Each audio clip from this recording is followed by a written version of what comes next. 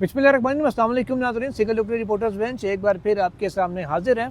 और नाज़रीन, आज सारा दिन खबर चलती रही कि फ़ौजी अदालतों से जनाब माफ़ी मिल गई लोगों को और सज़ाएँ उनकी ख़त्म हो गई, ऐसा हो गया वैसा हो गया। फिर मैंने ज़रा ISPR का एलामिया निकाला। एलामिया मैंने कहा देखिए कि उसके अंदर क्या लिखा हुआ है। अब इंतहाई मैं इन लोगों की ट्रांसलेशन के ऊपर मुझे हैरत हो रही है, उन लोगों की जिन्होंने ट्रांसलेशन सारा दिन ये करते रहे और माफ़ी चलाते रहे। ISPR की प्रेस रिलीज़ में ऑलरेडी किसी माफ़ी का जिक्र नहीं है, किसी को माफ़ नहीं किया गया। अलबत्ता एक चीज़ ज़रूर हुई है, जैसे पहले की गई थी कि 20 अफराद को जो रिहा किया गया था छोटी ईद पर, उसमें भी यही तरीका अडॉप्ट किया गया था। एक साल की सज़ाएँ दी गई थी, 8-8 9-9 महीने के कैद में हो गए थे, किसी के 10 माह हुए थे। उनके नाज़रीन सिर्फ कह लें कि 2-2 माह जो है ना उनको रिमिशन दे दी गई, यानी कि सज़ा में रियायत दे दी गई थी। और रिमिशन के तहत उनकी जब सज़ा कम हुई और वो मुकम्मल तसव्वुर करके उनको रिहा कर दिया गया था। अभी भी यही सिचुएशन हुई है। जो 19 अफराद हैं जिनमें मोहम्मद अयाज हैं, समीउल्लाह, लाइक अहमद, अमजद अली, यासिर नवाज़, सैयद आलम, जाहिद खान, मोहम्मद सलीम, हमजा शरीफ, ये सारे 19 लोग हैं। सबके नाम अब मैं क्या लूँ। ये सारे नाज़रीन वो लोग हैं कि जो 2-2 साल की जिनको कैद की सज़ा हुई थी। अब 2-2 साल कैद के बाद इनके तकरीबन कह लें कि ऑलमोस्ट 1.5 साल से ज़्यादा, 1 साल 9 महीने, 1 साल 10 महीने इनके कैद में गुजर चुके थे। अब इनके जो कह लें कि आखिरी 3-4 महीने 5 महीने किसी के रहते थे, वो इनको रेमिशन दी गई है।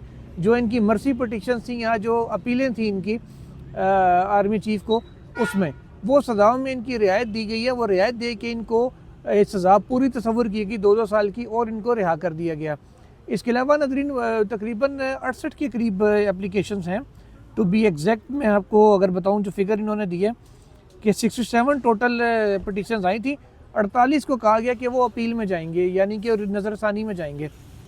अब 48 लोगों की जो सज़ाएँ हैं उन पर रिव्यू होगा, मीन्स के दोबारा से कोर्ट मार्शल बैठेगा, अदालत बैठेगी, वो दोबारा से चीज़ें देखेगी। जो भी जज वो मुकर्रर करेंगे, जो पहले वाला जज था उससे हायर रैंक का बंदा होगा। फ़र्ज़ करें पहला ट्रायल अगर किसी ब्रिगेडियर लेवल के ऑफिसर ने अगर किया है, तो अब मेजर जनरल रैंक का ऑफिसर यानी कि 2 स्टार जनरल होगा जो उसको देखेगा। अगर पहले वाला किसी कर्नल ने किया तो फिर ब्रिगेडियर उसके ऊपर होंगे, जो जज मुकर्रर होंगे, जो अपील में उसके ऊपर बैठ के डिसाइड करेंगे।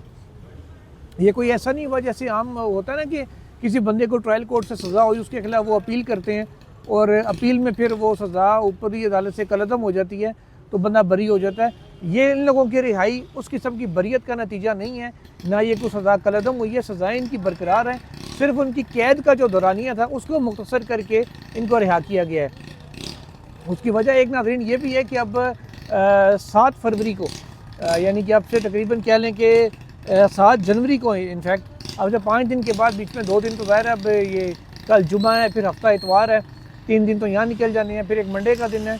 और अगले मंगल को अब सुप्रीम कोर्ट ऑफ पाकिस्तान में जो फ़ौजी अदालतों के हवाले से मुकदमा है वो समाअत के लिए मुकर्रर हो चुका है। जस्टिस अमीनुद्दीन खान की सरबराही में वही पहले वाला 7 रुकनी बेंच है जो उस मुकदमे की समाअत करेगा, जिसमें ख्वाजा हारिस जो वफाकी हुकूमत के और वजारत दिफा के वकील हैं वो अपने दलाइल जारी रखेंगे। और वो फिर उसमें फिर ये एक तरह से बताया जाएगा अदालत को कि जनाब ये देखिए, हमने पहले सज़ाएँ पूरी करा के रियायतें दे के 20 लोग रिहा किए थे, उन हिस्सा मज़ीद कर दिए, मज़ीद 48 का जो कानूनी अमल है वो जारी है। एक तरह से तासुर ये दिया जाएगा हुकूमत की जानिब से और हुकूमती वकला की जानिब से कि देखिए जी बड़ा फेयर ट्रायल हुआ सारों का और फेयर तरीके से मामला चल रहे हैं, जिसकी जो रियायत बनती होगी वो उसको मिलेगी। बाकियों के भी रिव्यूज़ चल रहे हैं, हमें रिव्यूज़ के ऊपर अब जो फैसला आएगा उससे भी सबको आगाह कर देंगे, अदालत को भी आगाह कर देंगे। ये सारी बातें वो अदालत में करेंगे। लेकिन इस सब के बावजूद मैं आपको बता रहा हूँ कि उनकी ये बात वक्ती तौर पे शायद बड़ी इस्टेब्लिश हो जाए कि हाँ जी बड़ा ऐसे हो गया वैसे हो गया, लेकिन एट दी एंड जब अदालत फैसला करेगी तो ये सारे की सारी सज़ाएँ, सारे के सारे ट्रायल्स कलअदम करार दिए जाएंगे, इनकी कस्टडी हैंड ओवर की जाएगी जेल हुकाम को। तो 2 ऑप्शंस होंगे, या इनको जेलों में मुंतकिल कर दिया जाएगा और कहा जाएगा वो अपनी बेल अप्लाई कर सकते हैं, या फिर ये भी हो सकता है कि सुप्रीम कोर्ट इन तमाम अफराद को बेल्स दे दे और ज़मानत देने के बाद, ज़मानत पर रिहाई के बाद इनको ज़मानत पर रिहा कर दो कि अपने अपने मुतल्लिका जो ट्रायल कोर्ट्स हैं उसके अंदर इनके केसेस जाएंगे, वहाँ पे ये हाज़िरी अपनी यकीनी बनाएंगे। और अगर इनके हाज़िरी यकीनी नहीं बनाते या ज़मानत का गलत इस्तेमाल करते हैं तो बेल कैंसिल हो सकती है। ये दोनों ऑप्शन अब सुप्रीम कोर्ट ऑफ पाकिस्तान के सामने होंगे कि मुल्ज़मान ख़ुद बेल कराएँ ATC से, या फिर उनकी बेल्स जो है वो सुप्रीम कोर्ट ख़ुद करके उनके हवाले करे। ये फ़ौजी अदालतों के हवाले से मामला था। जो मैंने कहा जिसको कि आपके सामने रखा जाए। इसके अलावा नाज़रीन अभी जो मुज़ाकरात का खेल है वो एक बार दोबारा इस वक्त शुरू हुआ और इस वक्त चल रहा है इस वक्त पार्लियामेंट हाउस के अंदर, और इसमें दो मुतालबात पाकिस्तान तहरीक इंसाफ की तरफ से सामने आए हैं। एक उन्होंने कहा है कि जो 9 मई और दूसरा 26 नवंबर, इनके वाले से कहा गया है कि जो कमीशन है तहकीकाती कमीशन वो बनाए जाएँ। PTI इस मुतालबे से किसी भी सूरत दस्तबरदार नहीं हो रही। दूसरा अहम जो चीज़ सामने आई है वो सामने नाज़रीन ये आई है कि जो तमाम सियासी कैदी हैं इमरान खान समेत, उनकी रिहाई का मुतालबा किया गया। और ये दोनों जो मुतालबात हैं ये कहा तो ये गया था कि तहरीरी तौर पर PTI पेश करेगी, लेकिन तहरीरी तौर पर पेश करने में इत्तफाक नहीं हो सका पाकिस्तान तहरीक इंसाफ के अंदर ही। और अब कहा यह गया है कि ज़बानी तौर पर ये मुतालबात अभी तक पेश किए गए। उमर अयूब साहब की जानिब से साहबजादा हामिद रज़ा और उमर अयूब दोनों इस बात पर मुत्तफिक नहीं हैं कि मामला हमें जो मुतालबात हैं वो तहरीरी अंदाज में पेश करने चाहिए मुज़ाकराती कमेटी में। बैरिस्टर गौर भी पूरी उम्मीद थे कि मुज़ाकरात कामयाब हो जाएंगे और कुछ ना कुछ शायद उनको इस मुज़ाकरात से आउटकम आती नज़र आ रही है। लेकिन अगेन मैं अपनी बात के ऊपर कायम हूँ कि मुझे कोई आउटकम इस मुज़ाकराती मामले का नज़र नहीं आ रहा, और ये मुज़ाकरात ही ऐसे हो रहे हैं तो ये मुज़ाकरात चलते रहेंगे। लेकिन मामला वही है जो मैंने आपको पहले व्लॉग में कल बताया था कि इमरान खान के रिहाई के साल में आपको खुशामदीद, सबसे बढ़ के इलेक्शन ईयर में आपको खुशामदीद। अब मैं कोई नाज़रीन नजूमी नहीं हूँ, कोई वली नहीं हूँ, कोई मेरे पास रूहानी ताकत नहीं है, मेरे पास सिर्फ अपनी कुछ इन्फॉर्मेशन है, कुछ अपना तज्जिया है जिनको हम ब्लेंड करके कह लें कि उनको फेंट के, जैसे अंडा नहीं फेंटा जाता वो फेंट के आपके सामने पेश करते हैं। तो वही चीज़ें मैंने फेंट के पेश की थी।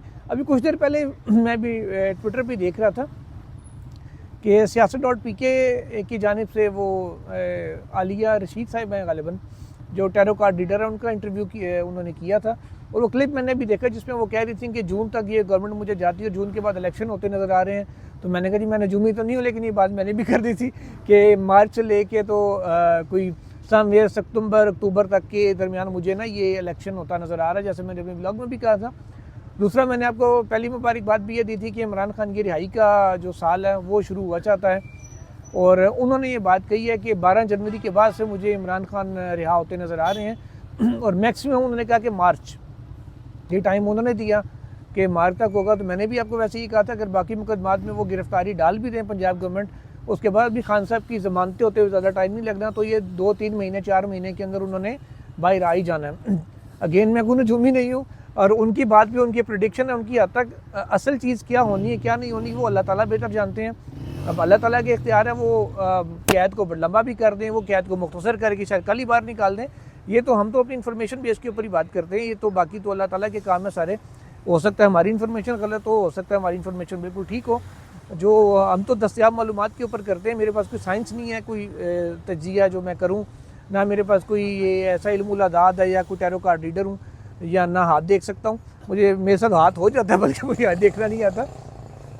इसके अलावा नाज़रीन इंतखाबी धांधली केस जो इमरान खान की जानिब से दायर किया गया था वो सुप्रीम कोर्ट ने समाअत के लिए मुकर्रर कर दिए। गुज़श्ता समाअत पर हामिद खान साहब की जानिब से और शेर अफजल मरवत के वकील की जानिब से ये कहा गया था अदालत को कि जो एतराज़ात रजिस्ट्रार ने आयद किए हैं हमारे पास उसकी कॉपी भी नहीं है, हमें पता चले तो वो क्या है, उसके खिलाफ फिर हम अपील करेंगे या उसके खिलाफ आपको दलाइल देंगे, अभी तो हमारे पास तो वो भी नहीं है। इस हवाले से नाज़रीन फिर अब वो दोबारा मुकदमा लग गया और 8 फरवरी को जो सुप्रीम कोर्ट का आइनी बेंच है वो इस मुकदमे की समाअत करेगा। ये मुकदमा जब चलेगा, ख़त्म होगा, इसके बाद फिर बारी आनी है अगले मुकदमे की 9 मई के कमीशन की। 9 मई का तहकीकाती कमीशन जो है वो इस हफ्ते में तो नहीं लगा, इसके बाद आगे जाके वो लगना है अगले हफ्ते में, और उसमें आइनी तरमीम का केस भी लगना है और ये 9 मई का भी लगेगा।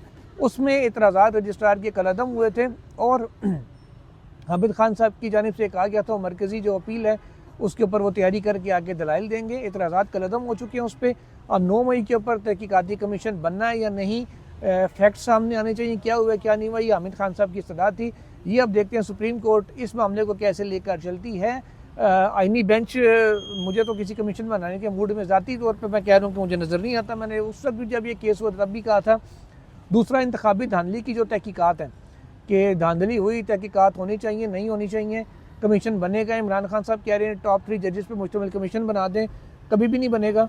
मैं खुल के आपको बता रहा हूँ, अगर कोई खुशहमी में ना रहे कि कमीशन बनना, कमीशन नहीं बनेगा। इंतखाबी धांधली पे ट्रिब्यूनल से फैसले आएंगे और जब ट्रिब्यूनल से फैसले आएंगे तो वो फिर देखिए किस जानिब आते हैं और क्या रुख इख्तियार करते हैं। इस्लामाबाद के ट्रिब्यूनल्स का तो काम ही सिरे से रोक दिया गया है। आमिर फ़ारूक साहब की जानिब से PTI की दरखास्तों पर हुक्म इम्तना जारी किए गए हैं। वैसे ट्रिब्यूनल ने जो शकूर पराचा साहब ने भी कोई ऐसा काम भी शुरू नहीं किया था, लेकिन उनको रोक दिया गया है। पंजाब वाले ट्रिब्यूनल्स क्या कर रहे हैं अभी तक कुछ इस हवाले से ख़ास इन्फॉर्मेशन सामने नहीं आ रही।